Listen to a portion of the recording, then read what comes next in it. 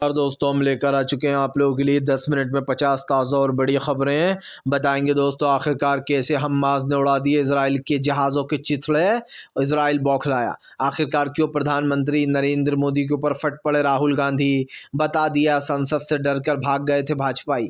और क्यों आपको बताते चले दोस्तों अब अमेरिका को ऑस्ट्रेलिया ने दिया झटका, कहा नहीं लड़ेंगे हूती विद्रोहियों से, अमेरिका को लग गया सबसे बड़ा झटका।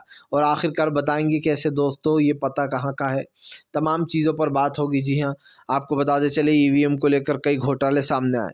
आपको बता दें दोस्तों फिलहाल इस बार जो यहाँ पर हमास और इजराइल की जंग में आ गया नया मोड़। हमास ने उड़ा डाले दोस्तों इजराइल के जो है खास करके 17 ड्रोन और 2 हेलीकॉप्टर।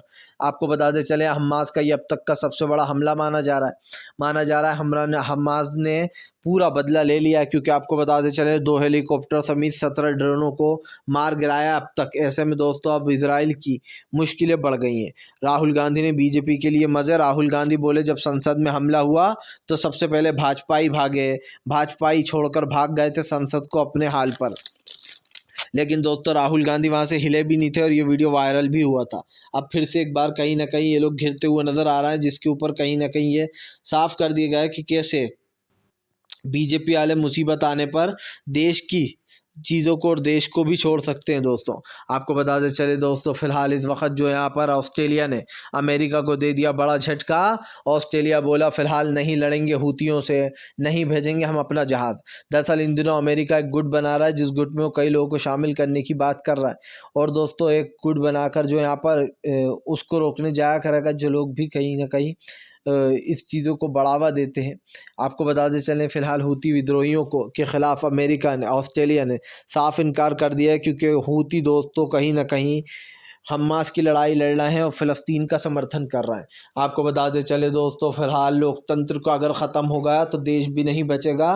संजय रावत ने बीजेपी को लपेटा। संजय रावत बोले 150 सांसदों को बाहर करना, क्या ये देश के लोकतंत्र में आता है? उन्होंने कहा कि ज़िंदगी में पहली बार देख रहा हूँ 150 सांसदों को बाहर पटक दिया गया है। आखिरकार ये कौन सी सरकार है जो ये सब कुछ कर रही है? आपको बताते चले दोस्तों फिलहाल प्रधानमंत्री नरेंद्र मोदी के खिलाफ अखिलेश यादव ने खोल दिया मोर्चा।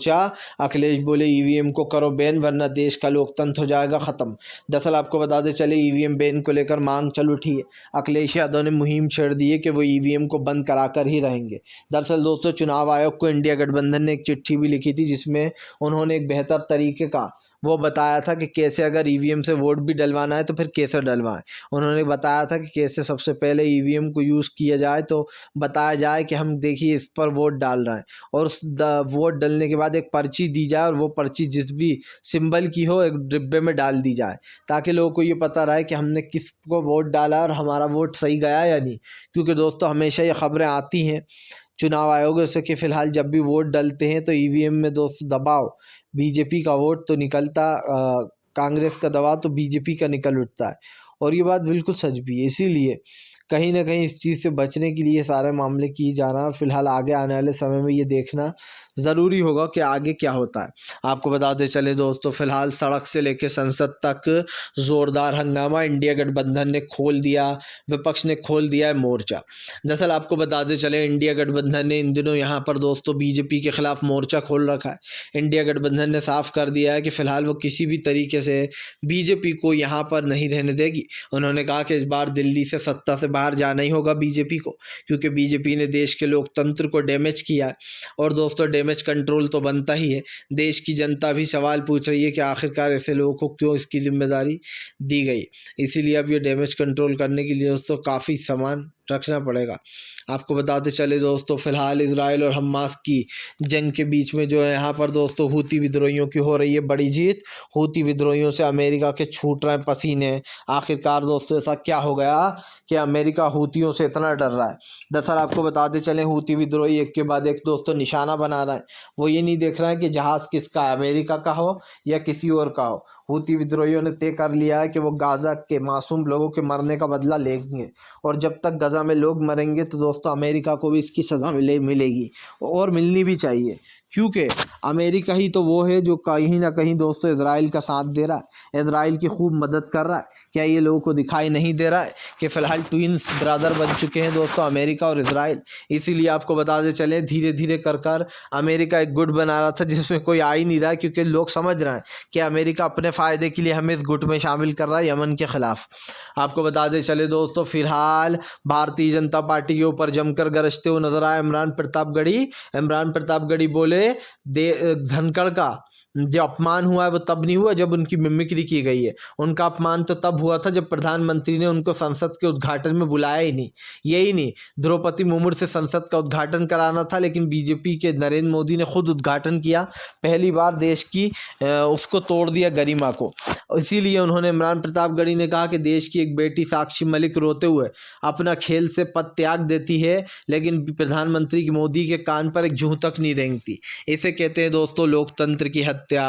साफ दिखाई दे रही है लोकतंत्र को तो ख़त्म किया जा रहा है, लेकिन लोकतंत्र के साथ साथ और भी बहुत सारी चीज़ें दोस्तों जिसको ख़त्म कर दिया गया है। आपको बताते चले दोस्तों प्रधानमंत्री नरेंद्र मोदी और ख़ास कर बीजेपी के तमाम नेताओं के खिलाफ दोस्तों विपक्ष ने खोल दिया मोर्चा। विपक्ष बोला जब तक बीजेपी सत्ता में तब तक कुछ नहीं हो सकता, क्योंकि बीजेपी देश के लोकतंत्र को नष्ट करने पर तुली हुई है। इसीलिए दोस्तों इन तमाम चीज़ों पर बात की जा रही है और अब साफ दिखाई दे रहा है कि फ़िलहाल भागने के लिए कई और चीज़ों का यूज़ किया जा सकता है। तो ऐसे में दोस्तों ये तमाम चीज़ें हो रही हैं। आपको बताते चले दोस्तों फ़िलहाल हमास इजराइल की जंग में नया मोड़। जी हाँ, आपको बताते चले कि आने वाले समय में हमास को एक बड़ा झटका देने वाले हैं, जो यहाँ पर हमास देने वाला है इजराइल को। दरअसल आपको बताते चले अब इजराइल ये चाहते हैं कि फ़िलहाल हम कई भी चीज़ें जो हो रही हैं उसको लेकर उस चीज़ को लेकर जो यहाँ पर कम हो जाए, मतलब इन मुश्किलों से दूर जाना ही पड़ेगा। और यही कारण है जो फ़िलहाल महंगाई, गरीबी और बेरोज़गारी जैसे मुद्दे भी बीजेपी के छुप रखते हैं। आपको बता दें दोस्तों फ़िलहाल भारतीय जनता पार्टी को आपके ख़िलाफ़ अरविंद केजरीवाल बरसे। केजरीवाल बोले हमारे तमाम नेताओं को सिसोदिया, संजय सिंह को जेल में डाल रखा है, अब हमें फिर समन पे समन भेजे जा रहा है। दरअसल आपको बता दें चले 2 समन का तो पहले ही मना कर चुके हैं अरविंद केजरीवाल, एक का भी परसों ही करा है कि वो नहीं होंगे हाजिर ईडी के सामने, फिर गच्चा देगा। अब क्या करा है दोस्तों ईडी ने कि तीसरा समन भेज दिया। अब तीसरा समन भेज दिया और केजरीवाल को 3 तारीख यानी कि 3 जनवरी को बुलाया गया।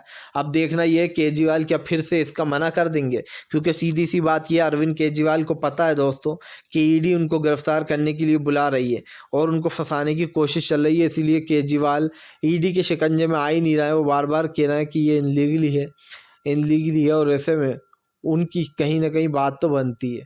तो ये आप भी समझ सकते हैं कि फ़िलहाल इस मुद्दे पर मैटर पर कितनी बातें हो सकती हैं। तो अगर कहीं ना कहीं ये एक ऐसा बड़ा मैटर है दोस्तों जहां पर जिसको रोकने की चीज़ें चल रही हैं।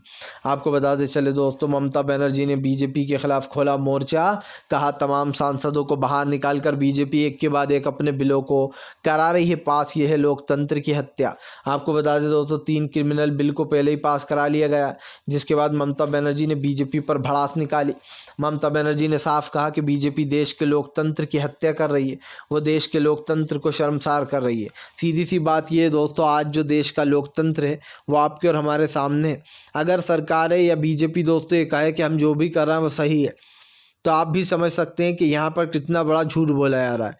क्योंकि जाहिर सी बात है देश में जो भी चल रहा है और जो भी हो रहा है वो क्या दोस्तों आपके और हमारे सामने है नहीं। प्रधानमंत्री से लेकर तो बीजेपी के नेता तक इसी तरीके की बयानबाजियाँ करते हैं और झूठ बोलते हैं और ये सच साबित हो दोस्तों कहीं ना कहीं हो जाता है।